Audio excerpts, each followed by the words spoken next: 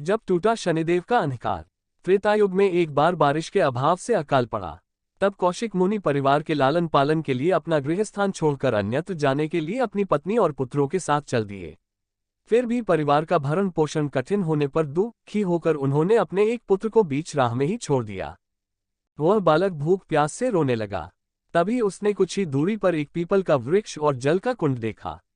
उसने भूख शांत करने के लिए पीपल के पत्तों को खाया और कुंड का जल पीकर अपनी प्यास बुझाए। वह बालक प्रतिदिन इसी तरह पत्ते और पानी पीकर और तपस्या कर समय गुजारने लगा। तभी एक दिन वहां देवर्षि नारद पहुंचे। बालक ने उनको नमन किया। नारद मुनि विपरीत दशा में बालक की विनम्रता देखकर खुश हुए। उन्होंने तुरंत बालक का यथोचित संस्कार कर वेदों की शिक्षा दी। उन्होंने उसे ओम नमो भगवते वासुदेवाय की मंत्र दीक्षा भी दी। वह बालक नित्य भगवान विष्णु के मंत्र का जप कर तप करने लगा। नारद मुनि उस बालक के साथ ही रहे। बालक की तपस्या से भगवान विष्णु प्रसन्न हुए। भगवान विष्णु ने प्रकट होकर बालक से वर मांगने को कहा।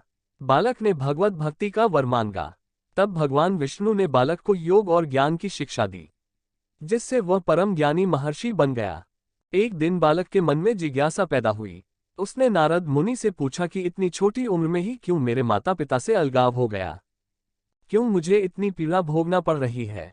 आपने मुझे संस्कारित कर ब्राह्मण बनाया है, अतः मेरी पीड़ा का कारण भी बताएं। नारद मुनि ने बालक से कहा, तुमने पीपल के पत्तों को खाकर घोर तप किया है, इसलिए आज से तुम्हारा नाम पिप्पलाद रखता हूं। जहां तक तुम्हारे कष्टों की बात है तो उसका कारण शनि ग्रह है, जिसके अहंकार वश धीमी चाल के कारण तुम्हारे साथ ही पूरा जगत भी अकाल की पीड़ा भोग रहा है। ये सुनकर बालक ने बहुत क्रोधित हो गया।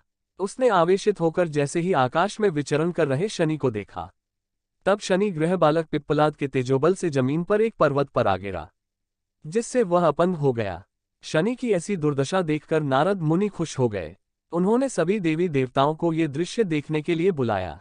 तब वहां पर ब्रह्मदेव सहित अन्य देवों ने आकर बालक पिप्पलाद के आवेश को शांत कर कहा कि नारद मुनि द्वारा रखा गया तुम्हारा नाम श्रेष्ठ है और आज से तुम पूरे जगत में इसी नाम से प्रसिद्ध होगे।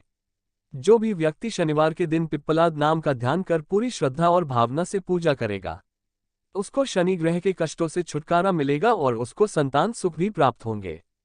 ब्रह्मदेव ने साथ ही पिप्पलाद मुनि को शनिग्रह की शांति के लिए उनकी पूजा और व्रत का विधान बताकर कहा कि तुम धराशायी हुए शनि को अपने स्थान पर प्रतिष्ठित कर दो, क्योंकि वह निर्दोष है।